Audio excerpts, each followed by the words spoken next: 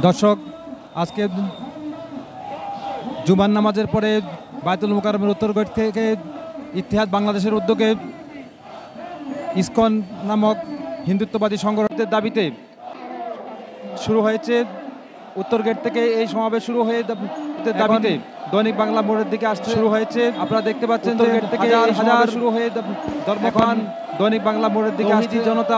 আপনারা দেখতে পাচ্ছেন যে হাজার হাজার স্লোগানে স্লোগানে রাজপথ তৌহিদি জনতা ইসকন নিষিদ্ধের দাবিতে স্লোগানে স্লোগানে অন্তর্বর্তী সরকার ক্ষমতা নেওয়ার পর পরিহিত করছে ইসকন নামক হিন্দুত্ববাদী সংগঠন। আপনারা জানেন বাংলাদেশের বিভিন্ন জায়গায় অন্তর্বর্তী সরকার ক্ষমতা নেওয়ার পর পরই ইসকন নামক হিন্দুত্ববাদী সংগঠন কর্মকাণ্ড বিভিন্ন জায়গায় এবং এক পর্যায়ে ধর্মীয় উস্কানিমূলক ইসকনের কর্মকাণ্ড শুরু করেন। বাংলাদেশের এক পর্যায়ে গ্রেপ্তার করার পরে ইসকনের দাবিতে হিংসাত্মক আন্দোলন করে প্রধানকে গ্রেপ্তার করার পরে আদালতের তার মুক্তির দাবিতে আইনজীবীকে সেই হিংসাত্মক আন্দোলন করে চট্টগ্রাম আদালতের আইনজীবী একজন আইনজীবীকে সেই আলিফের মাধ্যমে ইসকন বাংলাদেশের আইনজীবী শক্তির জানান দেয়। আলিফের মাধ্যমে গাজীপুর বাংলাদেশের তার একটা মসজিদের শক্তির জানান দেয়।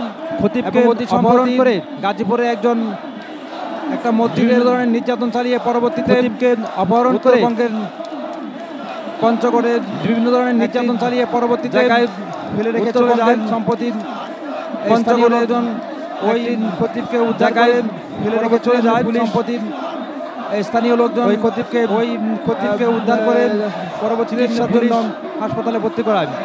এই প্রতিবাদে এবং সম্প্রতি চিকিৎসার জন্য গাজীপুর ভর্তি করায় কয়েকটি জায়গায় প্রতিবাদীদেরকে এবং বিভিন্ন ধরনের ফাঁদে ফেলে হিন্দুত্ব বিভিন্ন গাজীপুর সহ বেশ কয়েকটি জায়গায় মুসলিম তরুণীদেরকে বিভিন্ন ধরনের ফাঁদে ফেলে বিক্ষোভ সমাবেশবাদী চলছে।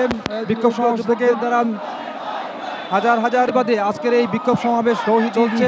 বিক্ষোভ সমাবেশকে ইসকন এবং হিন্দুত্ববাদী হাজার হাজার সকল ধরনের আস্তানা গুলি দেওয়ার জন্য এবং মুসলিম লীগন ইসকন এবং থেকে ইসকনকে নিষিদ্ধ করার ধরনের আস্তানা গুলি দেওয়ার জন্য এবং বিক্ষোভ মিছিল চলছে।